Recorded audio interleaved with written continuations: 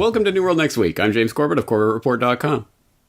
And I'm James Evan Pilato from MediaMonarchy.com. We should renew our discussion of adequate deterrence. We've got that story plus Black Ops in Nova Scotia. But first, happening this morning, our first segment on this New World Next Week episode will be a two-parter. The first part, some breaking news. Bayer settles Roundup cancer lawsuits for up to $10.9 billion. After more than a year of talks, Bayer agreed to pay as much as $10.9 billion with a B to settle close to 100,000 U.S. lawsuits claiming that its widely used weed killer Roundup caused cancer, resolving litigation that has pummeled the company's share price. The settled cases over Roundup and other glyphosate-based weed killers account for about 95% of those currently set for trial, but here is, I think, the sad takeaway on top of just the sadness of all of this. Bayer did not admit liability or wrongdoing, meaning Roundup stays on the shelves, it doesn't have any warnings on it, and they get the added bonus of now being able to say that all those wild claims were never proven in a court of law. The deal dwarfs previous out-of-court product liability settlements by other fantastic groups such as Merck & Company's $5 billion deal to end litigation over their withdrawn painkiller Vioxx, and Bayer deals worth $2 billion to settle claims of harm caused by its Yasmin birth control pills, James, which I hadn't even actually ever heard of before, which shows how good they are, is of course sweeping a lot of this under the rug when, oh, whoops, that product we warp speed to market ended up killing a bunch of people. The other bit on this part two, the other bit of gross news from the Food World Order, Alt Breastmilk Company, which should have you worried, or just in those three words alone. Alt Breastmilk Company, BioMilk, raises $3.5 million from Gates investment firm. Beyond Meat, Impossible Foods, two of the most well-known companies disrupting the food ecosystem, as this lamestream article notes.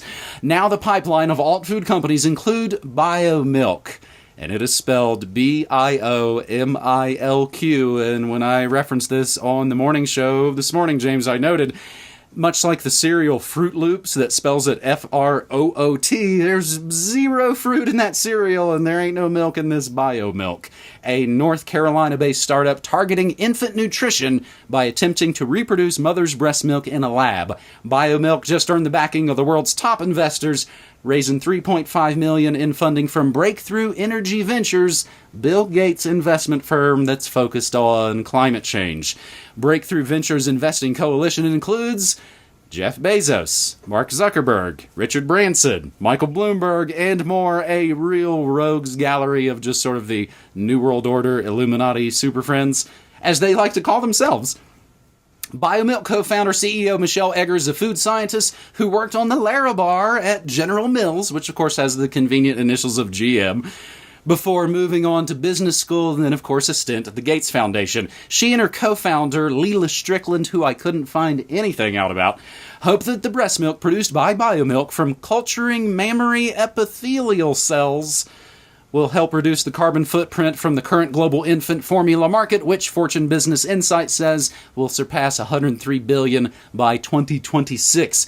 The top infant formula manufacturers include Abbott Labs, Dannon, and of course Nestle, which you might recall because Nestle's been in this game for a long time, 40 plus years it's been, since of course they pushed their fake milk on mothers in Africa, which led to, of course, widespread malnutrition and death. You can read just mountains of information about essentially the long-time Nestle boycott. And James, something that popped up on my morning show recently when I was going through this day in history, a decade-old story, Gates grant to fund testicle-blasting contraceptive. And I think it just really shows everything he touches has to do with limiting life. It is nothing life-affirming. It's all essentially about limiting life, blasting your testicles, stopping life, and this is a eugenics dream, I suppose. Exactly right, or replacing life, or at least natural processes. Breast milk, who needs that? We need BioMilk with a Q.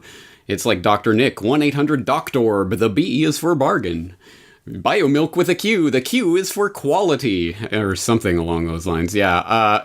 I'm not signing up to drink this myself or to give it to my children. Luckily, my children are growing up now and don't need that. But at any rate, this is... I like how you line these stories up because, yeah, you have the Monsantos of the world, or Bayer Santos, or whatever they are called these days, paying out tens of billions of dollars for their past mistakes, we'll put it, in the Roundup market. Oops, we caused cancer of all those people, but we won't admit it in court. We'll just pay people to shut them up. And, done. The price of doing business. And with the most widely used agricultural pesticide in the world now out there, and it's on the shelves, and it'll never be withdrawn. It's never been proven in court to cause cancer. We just paid people billions of dollars to keep their mouths shut. Done.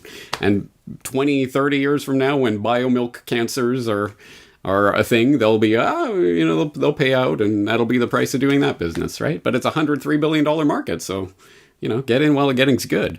There is, you're exactly right. There is a common theme to these types of investments, either stopping life or limiting life or replacing life. And all of those are eugenical urges. And I think the replacing of natural processes with laboratory concoctions is part of that.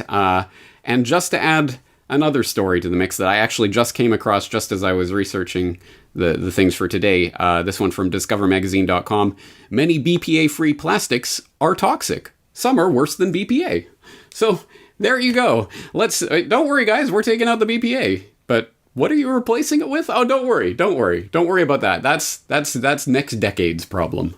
You'll find out about that when you've already got the cancer from it. So these are the ways these laboratory concoctions go. And if only there was something that we could do. I mean, I get it. Not everyone can breastfeed. So how can we possibly provide milk to infants? I don't know. How did humans used to do it? I mean, wet nurses used to be a thing. I don't know. But anyway, I guess we'll just have to turn to either the labs or use the soy-based or whatever infant formulas that are probably, definitely not nutritious and do contribute to lower IQs and a range of health problems for infants. But, why bring that up? No, the real problem is carbon dioxide. That's why we have to replace natural human processes with laboratory concoctions, right, James? No, that's it. This fits, again, I think, with everything, the powers that shouldn't be, the New World Order, the Brave New World, the Deep State, whatever you want to name it. One of their main, I think, MOs is essentially stealing the real and selling us back some fake version. And they do it in music, they do it in food, they do it in politics, they do it in religion. Every single area, they occult it and give us their sort of fake, phony version. James, I didn't put this in our notes, but I've been kind of wondering about this. Where do we stand on the fluoride trial? Because my worry with the fluoride trial is that it could actually set a terrible precedent, and we'll never get rid of fluoride, much like we're now seeing in these cases with Bayer. Yeah, good question. I will put the latest update from Derek Bros in the notes. From what I understand, the trial has been not adjourned, put on hold, and they're requesting a new review from the EPA, something along those lines. But I'll put the actual link in so people can read about that latest update. Okay. Again, we're all given the movies and the TV shows that it's Perry Mason, and he grills them, and they break down, and it ends in time for commercials. Real courts move very, very slowly, of course. This is New World Next Week, episode 413, and James, for our second story this week, we head over to... where you at? Japan to bolster defense after scrapping missile system. This coming from japantoday.com. And again, everything we say will always be included down in your show notes so you can continue the research for yourself. Japanese Prime Minister Shinzo Abe said that his country needs to bolster its security posture amid threats from North Korea. I guess, James, in some ways, this sort of following last week's story of North Korea literally blowing things up. Japan should consider acquiring preemptive strike capability after having to scrap the planned deployment of 2 new land-based missile defense systems. Abe said, quote, "We should renew our discussion of adequate deterrence we need, considering North Korea's missile technology that has advanced since the time we introduced our missile defense systems." He also said that should include the capability to conduct preemptive strikes within the limitations set by the country's pacifist constitution. The question is if we should stay within the boundary when enemy capability is dramatically advancing, Abe said, and he has long pushed to amend Article 9 of Japan's post-World War II U.S. written constitution, which renounced war and the use of force as a means of settling international disputes, and has been interpreted as limiting the country's armed forces to acting only in self-defense. James, I'll include just one easy link about Article 9, and this was something that we talked about when you were tour guiding us around to some of the historical locations in Japan. Interesting stuff going on there now, man. That's right, and I wanted to bring this up this week specifically because I have talked about it, all of these issues in recent weeks. For example, a couple of weeks ago in Questions for Corbett, I was showing people how is Japan reacting now to the coronavirus crisis, and I was saying at that time that part of we can't lock down because our constitution ties our hands. Part of that rhetoric was about setting the conversation towards, well, we got to change the constitution. And ever since Abe came in, it's all been about changing Article 9, and they've already reinterpreted Article 9 to expand their definition of what self-defense means, but they want to really change the actual wording of that. So this is another step along that direction. This also ties into a story that I was writing about in my weekly editorial last weekend. If you are not reading it on a regular basis, shame on you, because I was talking about this story. It's a pretty important story on a number of levels. But yes, Japan has scrapped the plan to purchase and install a Aegis Ashore missile defense system from our good friends at Lockheed Martin that was going to cost a couple of $1 billion and was already running over budget by $1 billion or $2 billion. And they decided to scrap that. But as you say, just at the time as North Korea is coming back on the scene as the big boogeyman. 2017, when they first committed to buying this missile defense, of course, North Korea was the big existential threat to all of humanity. But that kind of went away. Well, now that that's back on the table, just at that time, now they're scrapping this missile defense, but they're saying, well, we need to still think about our defense. So you know what we need to do? We need to change Article 9 of the Constitution. So I'm keeping my eye on this. I think this is clearly part of the long-term agenda. But on a positive note, I note that Abe is in a bit of political trouble here in Japan. He is his term as leader of the ruling party is set to expire in September of 2021, and he might not even make it that far because of some political scandals involving his former defense minister. So anyway, I'll keep you up to date. Okay, well, and I mean, like usual, we usually get the Asia Pacific perspective. We usually hear it from you guys first. Our third and final story is not any kind of good news, not even any kind of unmitigated or not unmitigated good news. This gets into pretty dark, I think, black ops and things going on. Nova Scotia shooter case has hallmarks of undercover operation. This coming from Maclean's out of Canada. Really interesting, long article. I really hope folks will kind of check this out. And I guess, fortunately, James, I'm usually annoyed sometimes. You know, you're on websites and you scroll and then suddenly, oh, I'm in a new article. And it kind of jumps and keeps throwing you to a new page. This one, fortunately, was scrolling me to the previous reports that were essentially supplemental to this Nova Scotia shooter story. So again, everything is in the links. The withdrawal of $475,000 in cash by the man who killed 22 Nova Scotians in April matches the method the RCMP uses to send money to confidential informants and agents, sources say. And again, this article filled with essentially anonymous sources from the Royal Canadian Mounted Police. Gabriel Wortman is his name.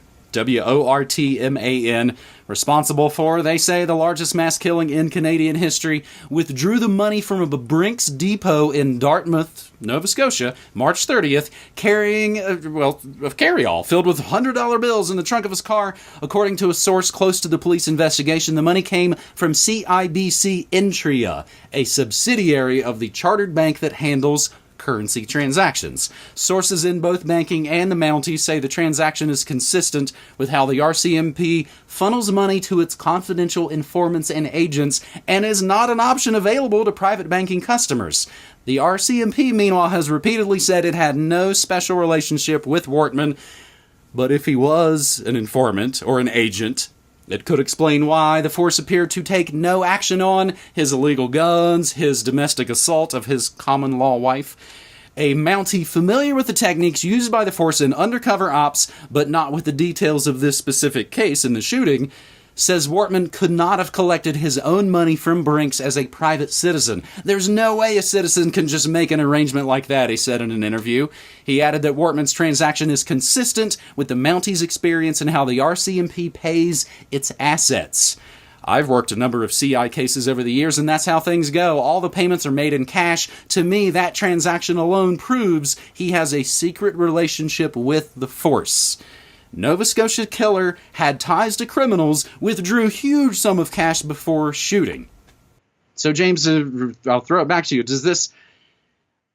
I'm speculating about some sort of, again, like, Elohim City, some giant Oklahoma City type sting operation that maybe went awry, that went live too quickly. But watch, when they turn this into the made-for-TV movie, I bet that much like those new limited hangout documentaries on Jeffrey Epstein, they'll all bend over backwards to avoid any mention of all the intelligence connections.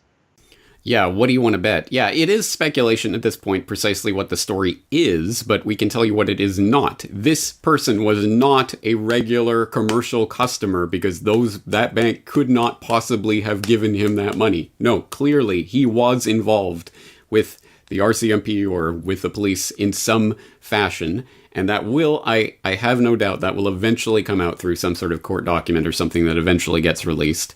And then they'll just have to go, well, national security, we can never talk about it again. But at any rate, we know, we now know that this was not some regular Joe, which, I mean, this case has stunk to high heaven ever since it first came out. And I'll throw in a link to a CBC National report about the police uniform and mock RCMP car that the man used were key factors in the Nova Scotia shoot. Yeah, you think so? You think this guy getting fake uniforms and fake cop cars and all this, you think that there might have been some suspicion there? And the whole report is like, oh, it's actually remarkably easy to do that. Yeah, right. And to use non-commercial facilities that are only available to police informants and others, right?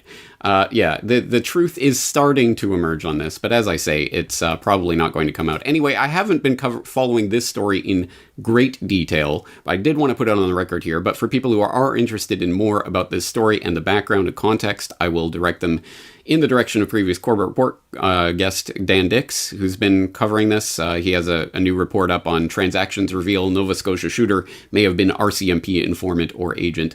And he gets not only into this story, but also all of the previous examples of these spectacular terror busts or plots or what have you that have been foiled by the RCMP in the past that it turns out, oh, they were informants, they were agents, there was a plant within the group, that kind of thing. It comes out time and time again. At this point, the actual surprise would be if there was no informant or no sort of government involvement in this kind of plot. That would be actually genuinely surprising. Anyway, I hope people who are interested in this case will continue to follow it, because as I say, I'm sure that more details will emerge. Yeah, it's stunning to me, man. There's 50 different competing psyops and conspiracies all overlapping, and it's going to take us and everybody else and future generations. It's going to take decades to suss out the craziness that has been rolling out at warp speed these last few months. And James, I think that makes the work that you and I do that much more important. Hopefully folks know that we both have been at this for nearly 15 years each, over 10 years doing this very show. And hopefully, again, I think the proof is in our pudding. There's a lot of just, all the psyops, everybody fighting against each other, and you're not this, and I think you're that, and I feel fairly confident that I've got 15 years of my work that shows I've done nothing but expose police brutality and torture of the 9/11 police state. And there's no sort of emotional games to make me think, oh gosh, maybe I'm bad or something. So having said all that, James, I think I have a pretty awesome members community. As little as $1 a month gets folks in, news, music, memes, and more. I stream it live Monday through Friday, 9 to 5 Mountain Time. It is all at MediaMonarchy.com. James, thanks, buddy. Thank you. Talk to you again next week. Cheers.